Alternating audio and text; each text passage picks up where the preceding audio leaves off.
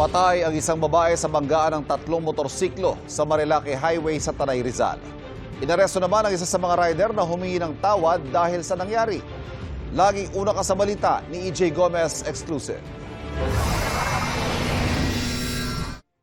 Sa madilim, pababa at pakurbang bahaging ito ng Marilake Highway sa Barangay Sampaloc, Tanay Rizal, nagkabanggaan ang 3 motorsiklo mag-aalas 11 ng gabi nitong linggo. Sangkot ang isang big bike, isang scooter at isang underbone motorcycle. Based on our initial investigation, ma'am, ang nangyari po dito ay nag-overshoot ito pong big bike. And then while in sharp curve portion po ng kalsada, doon po bumangga sa motorsiklo na scooter itong big bike. And then sumunod po itong isang underbone na motorsiklo na bumangga naman doon sa big bike. Humandusay sa kalsada ang mga lalaking rider ng big bike at underbone motorcycle. Nagtamo sila ng mga sugat sa katawan ayon sa pulisya. Tumila po naman sa kalsada ang 2 angkas at babaeng rider ng scooter.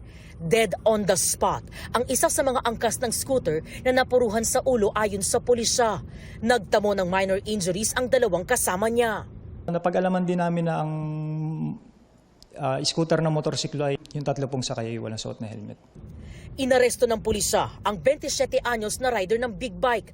Aniya, namasyal sila sa Infanta, Quezon at pauwi na sana sa Pasay nang mangyari ang insidente. Nag-slide yung gulong ko, then yun yung pagka-hit sa nakasalubong po.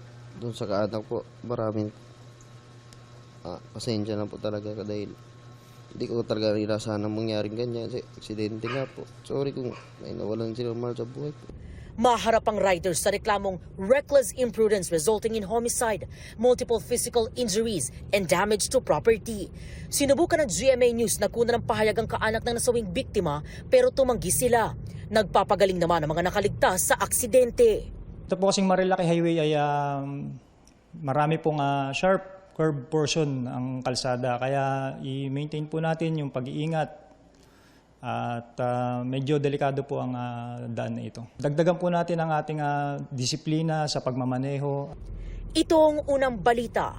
EJ Gomez, GMA News.